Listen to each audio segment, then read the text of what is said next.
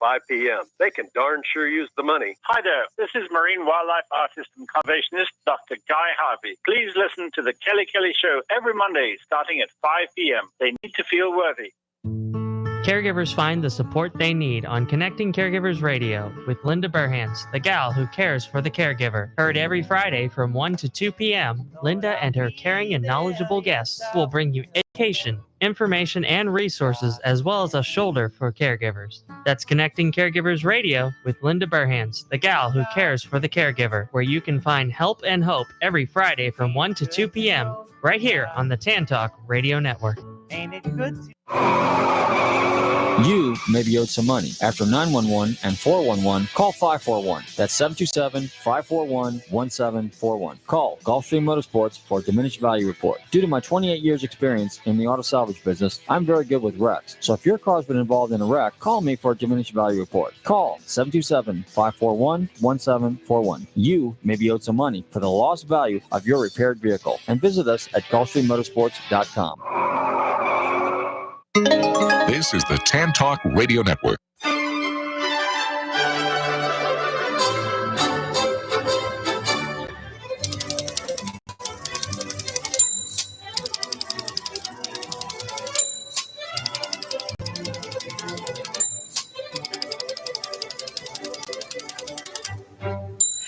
Hi, and welcome to Joy on Paper. This is Sci-Fi Hour, and you'll notice there's already a special guest in the studio. My name is Bria Burton, but I'm appearing today as Princess Leia. And I've got Big Ed in the studio with me today. Big Ed, thank you for all your help and all that you do. And Patsy Gill, the host of Joy on Paper, has so graciously allowed me to guest host these sci-fi hours, and I'm just extremely thankful. And so today, the week of Halloween, I thought, what better way than to make some more excitement for the show than to dress up as my favorite space princess, Princess Leia. I've got my brother Luke Skywalker made sure that I was sent with a lightsaber so you can hear the lovely sound as you're listening on the radio, or if you're watching on my Instagram, you can see the beautiful lightsaber that I'm holding, or on my Facebook Live. There's also a YouTube channel with TAN Talk Radio Network where you can watch us live as well. So if you're listening, just enjoy those wonderful lightsaber sounds. And we have a couple incredible guests. First of all, we have Tracina Keir from Enclave Publishing at the Enclave small press that is an incredible publisher that I've gotten the privilege of knowing some of the authors. If you're looking at the YouTube channel or on some of the live feeds, you'll see some of the books from Enclave right there below. And Tracina is going to be talking to us about book marketing. So I just want to go ahead and welcome her to the show. Tracina, thank you so much for coming on to Sci-Fi Hour. Hi, nice to be on here, and your costume sounds amazing. I'm so excited to be here. And I know that you're just listening, so when you get a chance to do the rewatch, you'll get to watch me try to put headphones over these giant Leia buns, and it is really comical. So hopefully, like those who are getting a chance to watch live, you'll get a good laugh. But also, yes, it's so fun to come in here and to dress up and just, this is kind of a marketing piece. So it ties in very well with what we're going to be talking about. You are the marketing and publicist director for Enclave. So tell us just a little bit about, how did you end up in that role? Do you also write, or is this exclusively you're a reader, lover of books, and that's one of the reasons that you're in this role? It's exclusively love of reading. I always say I'm not a writer, even though I do have a hand in technically writing like copy for our newsletter and things like that. But I'm still on the wait, what comma goes where process. All the grammar stuff still eludes me. So it's mostly reading books. I started my own Bookstagram years ago and got introduced to that community and was so excited to see there were so many people that loved books everywhere. And so working on that Instagram, I did have a connection with Enclave Publishing previously, just in my personal life. And so I reached out to the person that ran it and said, hey, your Instagram could use a little fluffing up. Here's some ideas from what I've learned over the past couple years, meaning take this and give it to somebody else for them to do it. And instead they said, oh, why don't you just do it? So I started just running their social media. And then as I learned more and studied more over and over, it just, my role just grew. And recently I actually added being part of the post-production for the actual print of the books onto my plate. So I do a lot of things. That is so neat. Yes. Well, and you mentioned, goodness, the writing, the getting the commas in the right place. That is something writers work hard to, and sometimes that's the back end of editing, of course. But what you're doing is often what a writer is like, can somebody else help me with this? This is not my forte. I'd rather focus on commas and sentences structure, all that kind of thing. So what you're doing is a very important piece to help authors. And just to get a little bit more detail about Enclave in particular, what types of books? We've had Enclave authors on the show. I've had the privilege of talking to Daniel Schwabauer and Nadine Brandes and Kathy McCrum, Lindsay Llewellyn. So Clint Hall, tell the audience, because not everybody has had a chance to listen to all those interviews. Tell the audience a little bit about what Enclave publishes and what you're promoting there. Awesome. That's a great list of authors, by the way. Yeah. Oh, they are fantastic. So Enclave Publishing is science fiction and fantasy only, but in the Christian market.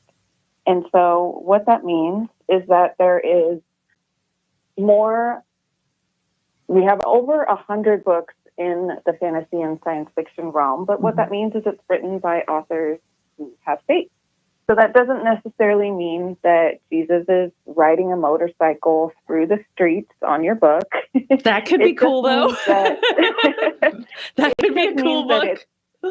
That it's more protected as far as there's always going to be light naturally in the writing because the author themselves can't help but write what they know in their own life.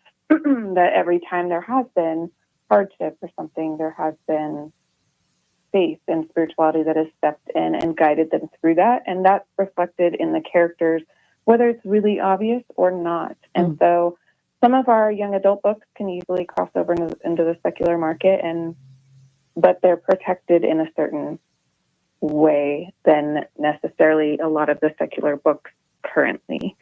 So that's really where our heart sits, is providing that for people that can't go into a bookstore and pick books off the shelf as they stand right now. So we're excited. We just opened a new direct store, enclavepublishingstore.com, so you can look and browse all our books for a 20% discount and buy straight from our warehouse. Okay, so that is a new thing from Enclave that you can buy direct. For example, sometimes people want to go, instead of to Amazon, they want to go somewhere else to give more direct support. So this would be one way to do that. Absolutely. It's wonderful. It's been a huge work in process, and we just launched it last week. So it's very exciting. And say that website one more time so the listeners can go there. It's enclavepublishingstore.com. Okay. And Enclave also has their official website, enclavepublishing.com, correct? Yes. And they both link to each other. So you can go to the regular site and browse stuff there, and there's a direct link right on the homepage. Okay, wonderful. So glad to have that option for people, and often there will be authors that if they have direct from their website, that's a great way to support an independent author, for example, from when they're selling direct. So this is, a smaller press selling direct from their site. And so can we get into the marketing publicist role a little bit. So shifting gears to the author who's listening or the writer who's listening, dreaming about becoming a published author one day. And sometimes the more daunting part is not actually finishing that novel, but it's what to do once the novel is finished. Can you kind of dive into that a little bit as someone who's doing this on a regular basis? What kind of general tips, general advice can you give to some of these authors that are listening, and maybe even just examples of what you're doing as a marketer and publisher for a press that can translate to authors doing some of that on their own as well?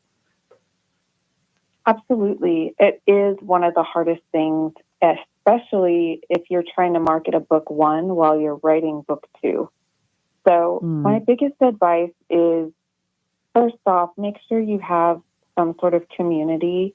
Try not to be shy about reaching out to other people to pull some writers into your world, because you're going to need to lean on them when this stuff does get hard, because it can feel very lonely and chaotic at times. And so having them share in your joys and your hardships is a wonderful, wonderful way to keep going in the field. The biggest thing I would say is planning ahead. Because if you're in the middle of doing 1,000 things at once and you haven't planned your month ahead for what you want to post, what you want to promote, that's going to be every day feels so overwhelming, then you're not going to promote anything. And that's a thing I see authors fall into, that rut very often. And I've even done it myself on the social media side. Sometimes I won't plan the month ahead, and it's so stressful to try to figure out what to do. And also keeping in mind that the market shifts.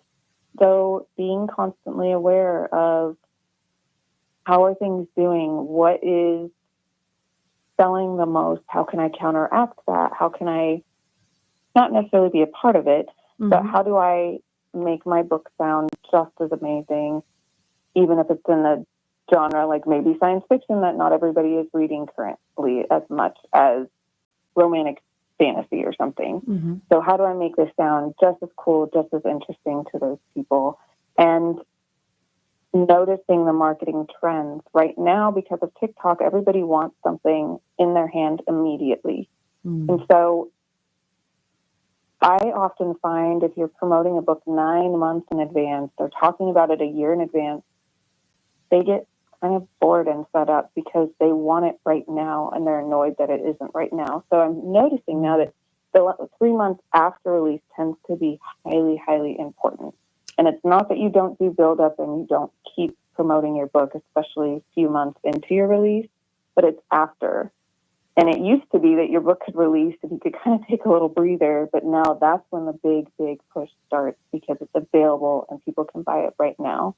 So those are just a couple tips that hopefully found helpful. Yes, I mean, that is such an interesting shift that you're mentioning, that if the pattern used to be the build, then the launch, but now it's more so launch and then push. That's, what an interesting paradigm shift for authors to be aware of and to know that, be prepared for that, be prepared for people to potentially not get as much notice of your book if you don't bother to plan ahead, if you don't bother to have that plan of doing some kind of promotion after the book comes out, not just before. And I love what you said about community, about writing and networking and finding people, because that one of the ways that I have found some of these amazing authors is through Writers Conference. For example, I got to meet you at Realm Makers this last July, which is a sci-fi fantasy conference for authors who profess a faith in Christianity. And so there's a place for most authors. There's often groups that are very niche. Maybe you're a thriller or a mystery writer, and there's those type of groups. Yeah. There are romance writers groups. There are all types that you can find people that are similarly minded or even similarly genre, writing what you're writing in the genre. So that's a wonderful piece of advice that I highly agree with very much. And just being able to recognize as a writer, you're not necessarily alone as much as you do this on your own and do your writing for the most part, unless you have a co-author, for example. But for most authors, they're writing on their own and then thinking to themselves, so what do I do now? And so, yes, I love that. And when you talk about planning ahead, and even writers who write by the seat of their pants, the pantsers, maybe that could be something that, can translate to, I just mark it by the seat of my pants. But I think what you're mentioning is that actually may work for a writer in their craft process, but it's not necessarily going to work well when you're ready to get your book out there. So any particular social media, you mentioned TikTok. I know social media is just, it can be so daunting because there's so much and it can be such a time waster. Any specific tips about social media specifically, like going from Facebook to Twitter, which is now X, to Amazon ads? I mean, there's so much that is in the social media sphere. Yeah. I do want to say really quickly, on the publishing end, we do the big buildup and the push. And so often it falls on the author to do the post promotion. So I kind of wanted to make that clear. That's pretty standard in the publishing. Which is obviously good for authors to be aware of, especially if they're questioning, do I go traditional? Do I even go to a publisher such as Enclave, or am I going to do independent and do this all on my own and figure these things out? Yeah, great to know about that. It's a lot. Yeah. There's always a lot of factors to weigh and pros and cons and all of those things. So as far as social media, I do mention TikTok just because that has changed the way every platform worked and how a lot of things work and how even people's brains worked, which is a little scary. Yeah. But I don't necessarily recommend, this is crazy coming from a marketing director, but necessarily recommend going on it. It is easily such a time waste. You can scroll and an hour has gone by and you haven't done your own promotion. For authors to go viral, sometimes it's an accidental situation, or sometimes you have to have a sob story, or sometimes you have to be posting 9 times a day. And that's a lot of work for a platform that at any moment might be gone. Because of the government stuff, there's a chance, I think January 15th is the deadline for it to be gone. So it's kind of watching and waiting and seeing what's going on with that before leaping into it. So Instagram, while it changes constantly all the time, is really where there's still a pretty strong Bookstagram community. Facebook only works if you have an older generation you're trying to hit. If you have a young adult book, that's not really where you want to be advertising much, unless you're trying to hit the parents or the grandparents. But if you're doing, I don't know, like a Bethany House, Amish Christian fiction book might do well on Facebook and Instagram. And so what a there's shift different things. That is as well. I mean, Facebook started as a college specific audience for college kids. And now, and it stayed that way for quite a while in terms of a younger generation that was there. And wow, now it's shifted completely. And that is just you mentioning that kind of gives a lot of information for people listening of these things change. These things do change. The advice that you're even giving right now in 5 years might look very different. In 5 months. Right. Yeah. It could be a lot faster. Light speed travel is kind of true in the social media sphere. Yes, which is unfortunate because you also, especially if you want to be with a publisher, for the most part, you do have to be pretty well versed and ready to be promoting on social media. We do have a few authors that don't, and that's really, really, really rare. So in the big 5, it's an absolute must. And so starting to practice that now before your book starts being published is very key, because you're going to learn the tools under your belt and get the nerves and stuff out of the way instead of trying to do that all at once. Mm-hmm. Mm-hmm.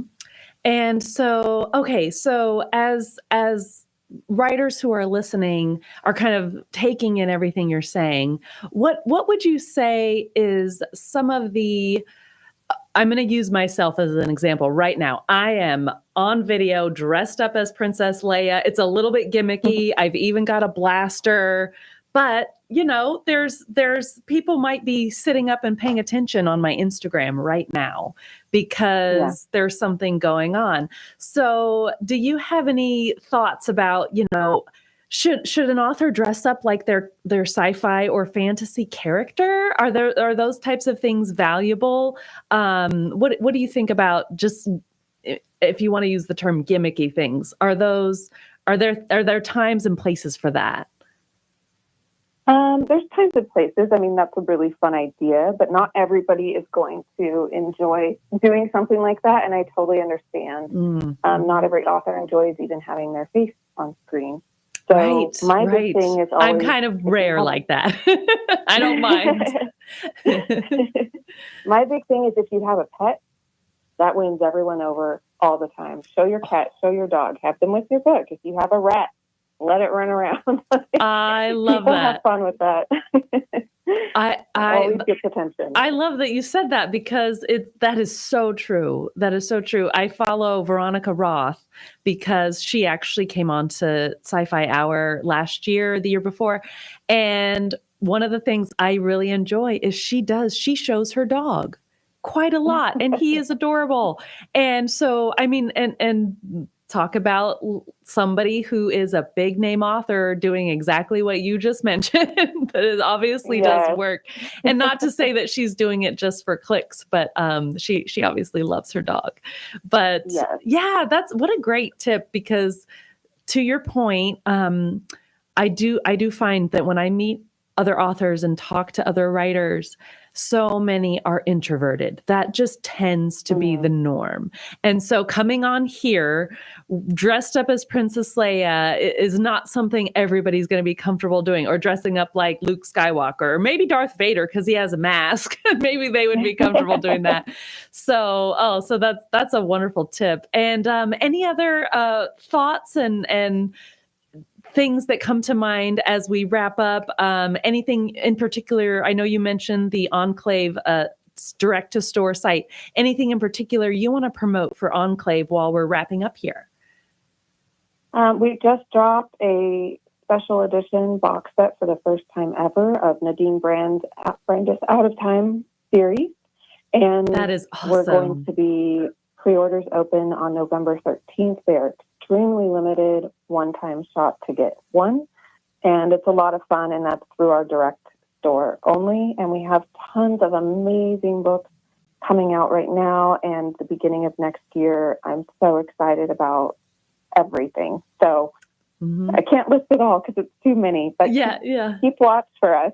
Yes, absolutely. And thank you again for coming on and just giving the writers and authors who are listening so many great tips and advice. And I know I appreciate following Enclave on Instagram, and I know you're active there to show everybody what's happening with those books. So tell everybody what the handle is for the Instagram.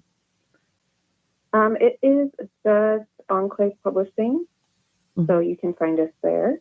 And the only thing I want to add real quickly is you're actually talking to an actual Jedi in the Star Wars book, so I feel like I'm belonging into your dress-up theme. Love it. Today. I love it so much. Well, thank you again, Tracina, and it has been so wonderful to talk to you. Thank you so much for having me. I'll talk to you soon. Okay, bye-bye. Okay, well, this is so fun. We are moving to the next part of the show. Right after commercials, we're going to talk to the author of Amish Vampires in Space. Yes, you heard that correctly. So stay right here. We will be back shortly to talk to author Carrie Neitz.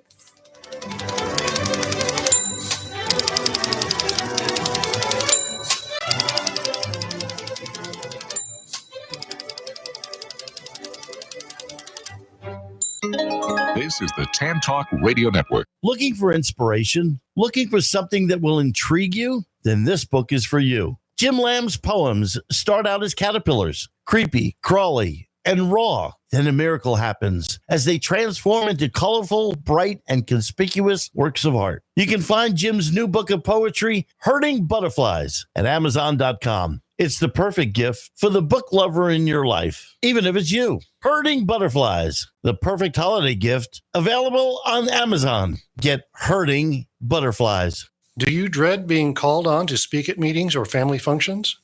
Have you envied those who can sway an audience with well-chosen words? Do you know that people who speak well earn more money, earn more rewarding careers? Gain the confidence to master any speaking situation. Toastmasters will allow you to find your voice. Go to toastmasters.org to locate the club nearest you. Are you an author, an artist, an inventor? Then you need to protect your valuable intellectual property. You need Larson & Larson. We have the experience and knowledge to help you with all of your legal needs, from processing trademark, copyright, or patent applications to negotiating licensing agreements and handling litigation. The attorneys at Larson & Larson in Largo, Florida can help protect you. Call us today for a no-cost consultation at 727-546-0660 or visit our website at larsonpatentlaw.com. Have you ever faced disaster? The Red Cross is always there for you. The Red Cross responds to a call for help every 8 seconds. They have never turned anyone down. Now they need your financial support so that they can be ready to help you when the need arises. Donate online at redcross.org. Thank you. This is the Tan Talk Radio Network.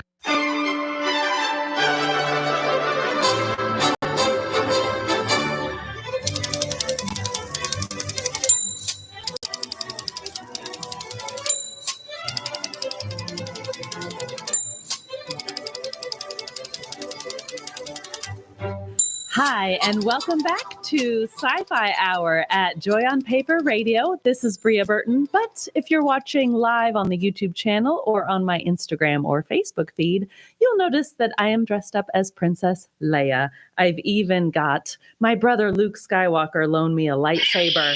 So you're going to hear these wonderful lightsaber sounds for just a moment. And if you're watching, you get to see this beautiful lightsaber that my brother let me borrow. And I also do have my handy blaster, so don't worry. I'm well prepared for any Imperial problem. So before we introduce our next guest, two things that I want to mention. I have an author friend named Kristen Durfee, and because it's Halloween, this is one of the reasons I'm dressed up. She has a wonderful apocalyptic horror short story that I just got to read and review, and I wanted to mention it. It's called The Last-ish Person on Earth. It's a wonderful story. Get on Amazon. It's pre-order for Halloween, so go ahead and grab it for just 99 cents. And I also want to mention that Patsy Gill is going to have a wonderful guest on Thursday at the regular Joy on Paper show. Carol Perry, a local legend. She is a fantastic cozy mystery author, and you're just going to love hearing from her on Thursday at 11 a.m. Eastern at Joy on Paper. So we're going to get to our incredible guest. Carrie Neitz is going to be joining us in just a moment. But first, we've got a book buzz for his book. Big Ed, are we ready? Hello, fellow sci-fi readers. This is author Bria Burton reporting for Joy on Paper with your science fiction book buzz. Today's communique to galaxies near and far includes a sci-fi horror series starter, Amish Vampires in Space by Carrie Neitz with stellar narration by Randy Strew. Book 1 of Peril in Plain Space is available in print, ebook, and audiobook. Now, let's download the book buzz. Jebediah never wanted the burden of the elder's secret, but it was passed down to him from his father, so he honored the tradition and told no one about the forbidden device. However, the sun on his planet showed signs of dying, and he had no choice but to activate the machine, even though he had no idea what it did or what would happen. That secret hadn't been divulged. Meanwhile, on the starship Raven, Captain Seal received a somewhat disturbing new order. pick up an entire Amish community plus their animals to rescue them from a planet that would soon become incinerated due to their unstable star. Seal ran a tight ship and didn't like delays, but he also understood the gravity of the situation. An entire community would be killed if he left them on their doomed planet. However, another kind of doom awaited in the form of a strange cargo container stored inside one of the ship's bays. But Seal and all his shipmates were in the dark about its contents. One sketchy crewman is ready to break in and see for himself after sensing that something is calling from inside. Don't be fooled by the so obvious it's hilarious title. This well-crafted science fiction novel is genre-defying, with a slow burn psychological thriller spliced with popular Amish lit, space opera, and classic horror. Author Carey Neitz is a refugee of the software industry. He's an award-winning science fiction author with 12 speculative novels, 2 novellas, and a handful of short stories. This is Bria Burton with your Futuristic Fiction Fix, signing off. And we're back with Carey. Welcome to the show. Hi, Bria. Thanks. Hi. Nice to be here. Yes, I'm so thrilled to have you on the show. And you are another author that I've had the privilege of meeting in person at the Realm Makers Conference. And so I want to say I have a picture with you while I'm wearing my Princess Leia outfit. I'm going to have to find that picture because pretty much any excuse that I can get, I dress up like Princess Leia. She's my go-to. She's my all-time favorite. So, the conference, we have this wonderful dress-up night. I want to say you might have been Superman, but you had like a sign on you. Does that sound familiar? So that was probably not this last summer, but the summer before. Yes. That was the year that they decided to change direction with Warner Brothers and Superman, and so the Henry Cavill Superman was on the outs, and so I decided to dress as Superman and put a little "Will fly for food" sign on, and that's what it was. Had my daughter draw that, and I think she did a great job. And so clever. But I love it. And so but we are here to talk about your book that I apologize that I laugh at the title because I think it's hilarious, but the book is not a comedy. It is not written in a satire. It is actually a straightforward.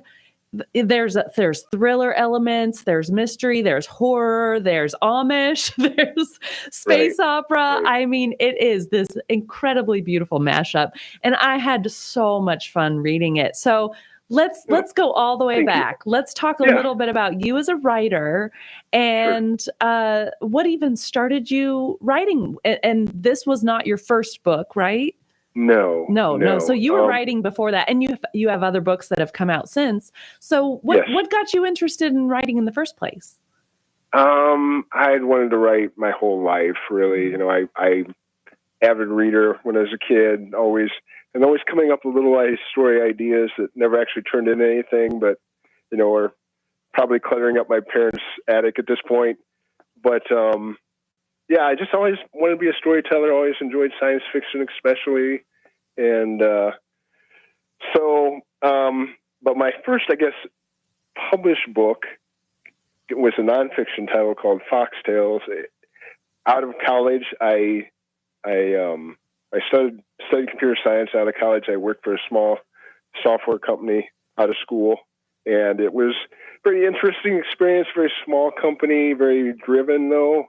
The guy who was my boss was also the head of the company, and he's intellectually genius, probably wasn't the best manager of people. You know, he once called me at the gym, you know, about a problem, you know, and wanted me to come in. You know, he kicked down a few doors. You know, he occasionally would throw tantrums. You know, it was definitely motivating, but it was very unusual. Sometimes real life is stranger than fiction. yes. You know, and especially because coding is a very creative process, you know, and very similar to storytelling in many ways. You know, you're kind of working with ideas and shaping them, and so to be doing that and in the focus of a hurricane of you know, environmental and characters around you, stuff going on. It was just a very interesting experience, worthy of a book, I thought. So that was the first book I wrote. And was his name Milton by chance? Speaking of hurricanes. no, it could have been, yeah. So that was kind of the start of my writing journey, and but then I always wanted to write a novel, and so I just kind of kept at it. Took me a few years to find the right combination of ideas that someone would accept, but eventually got published by a small publishing house that used to be what preceded Enclave Publishing. I think your first writer you talked to was from Enclave, correct? Tracina. Yeah. Yes, she's the marketing director. Yep. Mm-hmm. Yes. Well, Enclave used to be Martial Lord Press, and one of my first novel was published by Martial Lord Press. It was called The Star Curiously Singing. So I love that title. Wow. Yeah, thank you. Yes. Thank you. Okay. And so tell everybody, how did you come up with the title, or where did that title come from for Amish Vampires? Which title? Amish Vampires in Space. Yes. I did not come up with that title. My publisher at the time, he would go to all these writers' conferences, and as you're probably aware from being to a few yourself, if you go to standard writers' conference, especially in the Christian writing field, Amish romance is a big niche, you know, and a lot of the publishers, most of them were looking for Amish titles. They definitely weren't looking for science fiction and fantasy, but my publisher, the Martial Lord publisher, that's what he was looking for. So his joke that he would say, well, you know, the only Amish I'm looking for is if it's something like Amish Vampires in Space. That was like the joke title he would give, and bring a chuckle from the room, you know. Yeah. And and so then one day he sent out emails to the writers, and with this mock cover of Amish Vampires in Space, and it's actually inside of my book currently. You can find the mock cover he sent around. Yes, it's there. Yes. You know, there's a plant in the background, and there's obviously an Amish fella in a wooden casket there, I think, and some other things going on. But I think it says Book 1, Vain Pursuit, like VEIN. Yes, it's great. Yes, yeah, corny, kind of corny, yeah. And so we got laughing about it, and I was like, you know, someone should write that book. Like, that title alone, I think, would intrigue people. You know, it seems campy. I don't think it does. I'm probably the one to do sound it. That way. Yeah.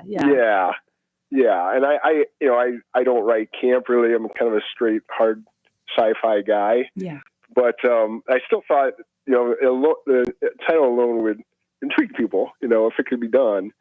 And then one day I got this idea of like, okay, how could it all come together and not be campy, you know? And I started writing on it, and I got about 30,000 words in. And I sent my publisher an email saying, "Hey, guess what I'm writing?" And when he got done laughing, he said, "Okay, if it's any good, I'll publish it." So that's kind of, you know, I turned in another 100,000 words on it, and he liked what he read, and so that's how it got published. The rest is history, I guess. Yes, and so. the book, because of course I've chatted with you before. The book has a little bit of notoriety. Tell everybody a little bit about how the book has kind of made waves in pop culture. Yeah. Probably how it first started is the cover art got leaked early, and that kind of blew up on social media. Yeah, and so that got it mentioned by a bunch of. I was trying to think who, like Dave Barry mentioned it, I think, in one of his blogs, and you know, some other print media. But the big thing that happened was, so in the interim, Martial Lord got sold, and they changed hands to Enclave. And as part of that, the rights to Amish Vampires reverted back to me. So I turned it into an indie published title, and so this is probably 4, 5, 6 months after it was originally released, and so I was behind the scenes, kind of tweaking some typos that had come up. One of my friends had sent me like this list of typos. There were maybe a dozen of them in the whole book, which wasn't very many really. But the way it used to work is when you put a new print title up on Amazon through CreateSpace, it kind of took the old one out of print.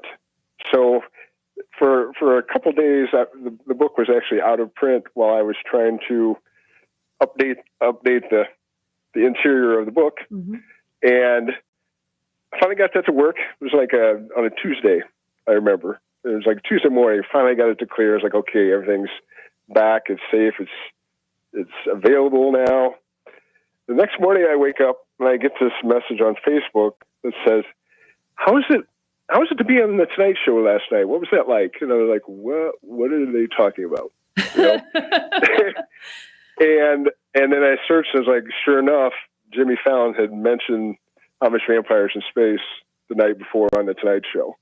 So literally the very same day, I'd gotten it live again, it got mentioned on national television. And do you have any idea, was the thought, because you're taking us back, aren't you, to when CreateSpace was still in existence? Yeah, exactly. So for authors who have done any indie publishing back quite a few years now, CreateSpace preceded Kindle Direct Publishing, which has now taken over even the print aspect, which CreateSpace used to be the specific print imprint of Amazon. And so is the idea that one of Jimmy Fallon's, I don't know, one of his producers or somebody working for the show popped up like, oh, this new book, oh, what a title, and maybe mentioned it to him, or do you have any idea? Yeah, it could be, because it had been mentioned briefly in Library Journal and in Publisher Weekly, and so it could have been something like that. They could have been watching Publishers Weekly or one of those. Okay, got it. Or is what I've heard, that people could just email book suggestions to him as well. He used to have a list that he would do. I don't know if he does that anymore, but that was what ended up being part of his. Well, that's awfully fun to wake up to as an author, because just speaking to the marketer at Enclave, so Tracina Kier was just sharing with us these viral moments. They often are not planned, and you are giving a perfect example of your book had a viral moment that you didn't even know happened until the next morning. Isn't that incredible? Yeah, it was like perfect timing, really. Yeah. Yeah, you can't plan that thing. And then the neat thing too is that I just started playing with Twitter. That hadn't been around that long at that point either. And and it was fun to just search for the book title on Twitter and see it kind of explode around the globe. Like I don't remember how many languages I counted, at least a dozen, I think, where I didn't know the language. And people were talking about it in that language. But I would recognize Amish vampires in space. Sure. That's so fun. Oh my goodness. And so, I want to talk about the book, but before we get into the book specifically, there are sequels. So then we get to werewolves and we get to what's next. So tell us about the sequels. Sure. Well, the second book is Amish Zombies.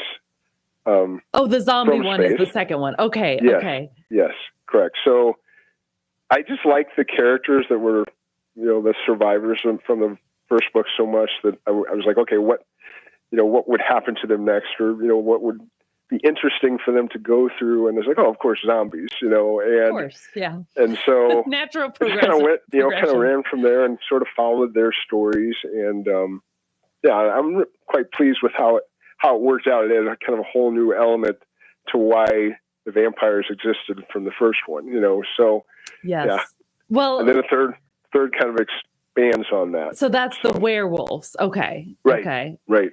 And so you've got this whole trilogy of these books, and I take it they're all available for readers now. Okay. Yeah. And where should they look for these books? Should they go on Amazon? Should they go to your site directly? Amazon's probably the best place to go. And in fact, the ebooks should be all on sale for this most of this week now. Oh, for a Halloween right sale. now. So, I love it. Yep. Okay. Yeah. And if people do want to visit your website, go ahead and mention what that is so they can see all of your writing. Sure. www.neets.com, NIETZ.com will take you to it. Okay. So, and so then that'll also, if they want to go direct there and link to Amazon, that takes. Yeah.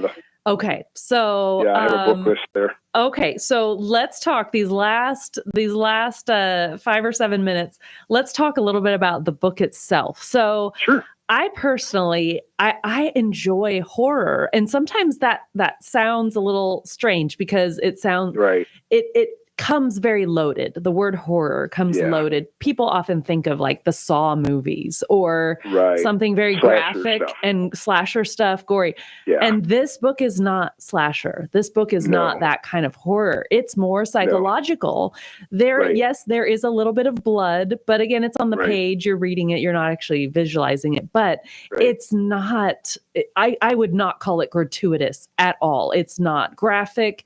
It's very much what you were explaining, that when you were writing it, you were giving plausible motives for these characters. You were giving plausible explanations for how Amish vampires could end up in space. And I love it. I have enjoyed this book so much. So let's talk a little bit about the characters. You've got Jebediah, who is essentially our main, or would you call him the main character? Yeah, he's the main character. Sure. And he is Amish, and he's in an Amish community, but he's in an Amish community on another planet. So we already begin with this already gives us a hint of why. And of course, my book buzz did give a little of that background. I didn't want to spoil too much. And then you've got Captain Seal, which is, it's short. I already forgot his full name, but it's short for his full name. Drake.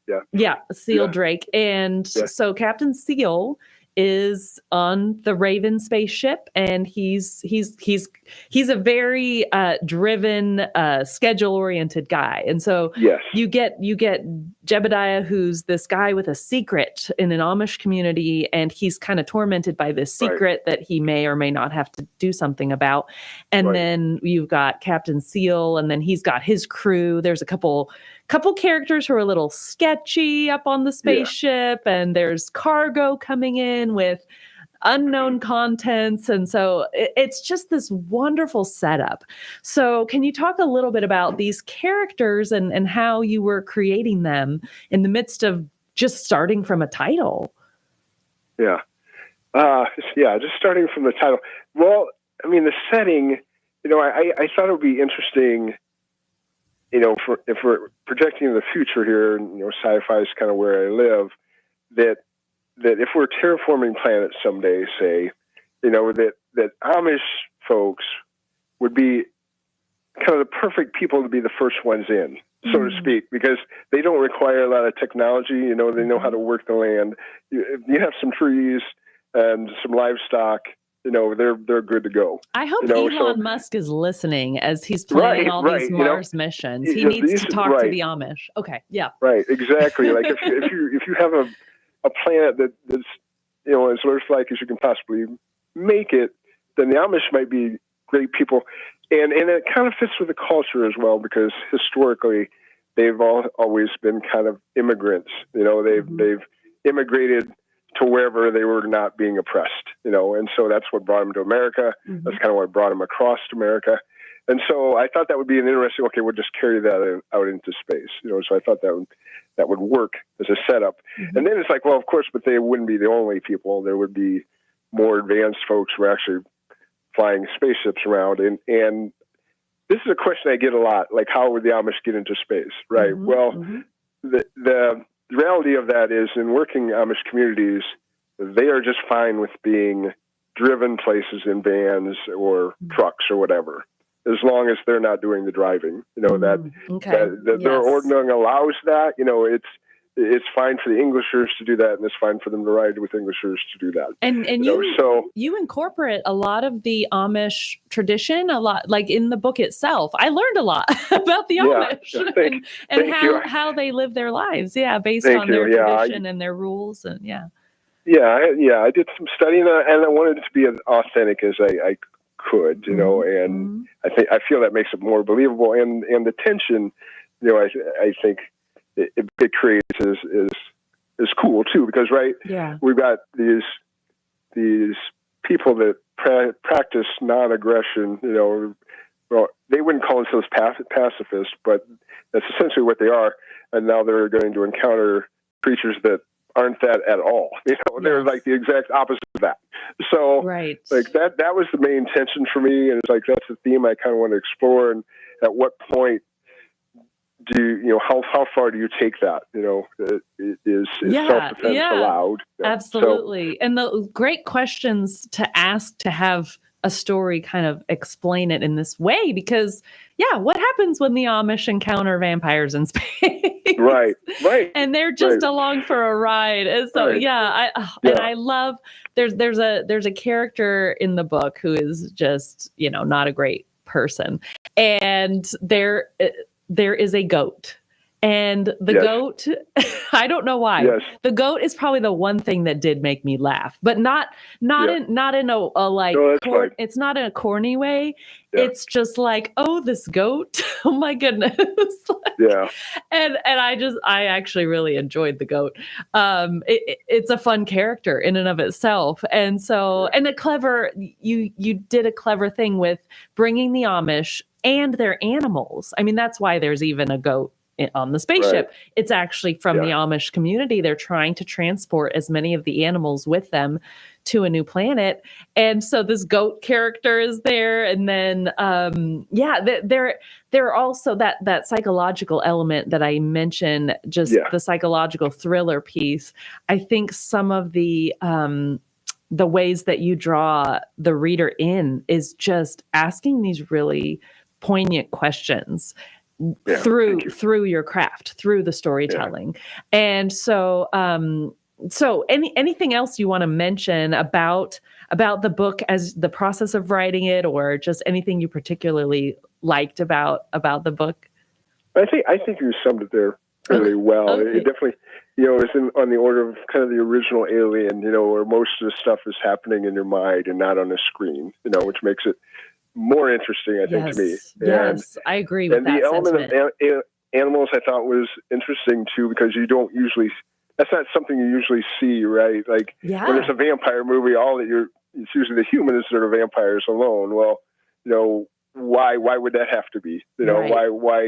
Why not all the other life as well? So I thought that was an interesting element, and it makes it a little more creepy, right? Because now you don't know where they're coming from. Yes, that was one of the pieces that I felt like was a very creative element to add into the story. So I'm telling everybody, go grab this book. You're going to have so much fun reading it, and it's a great week to read it. It's Halloween week. If you enjoy the more psychological, less of the gore, that's the type of horror. Oh, my lightsaber just fell. That is the type of horror. Luke Skywalker is going to be so upset with me. I dropped the lightsaber.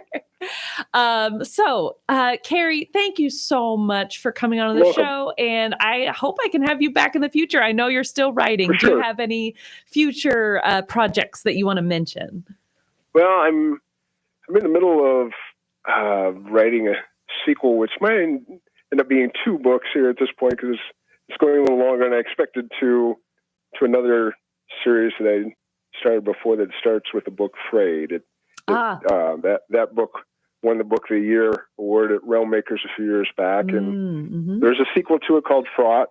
But I keep having people ask me, is there going to be a 3rd book? Because people almost expect it, Sure. And so I was like, maybe there should be. So I started off down on that journey like last summer, and I'm getting to the end of it now, but it's been a long haul. So awesome. I'm gonna send people to your website, www.neats.com. Go check out Carrie's writing, and we will definitely have you back on the show. Appreciate it. Thanks, Bria. Okay, bye now. Bye. Okay, everybody, thank you for listening to Sci-Fi Hour. Be sure to tune in on Thursday with Patsy Gill, our regular host, who will be here with Carol Perry. Thank you all, and bye-bye now. May the Force be with you.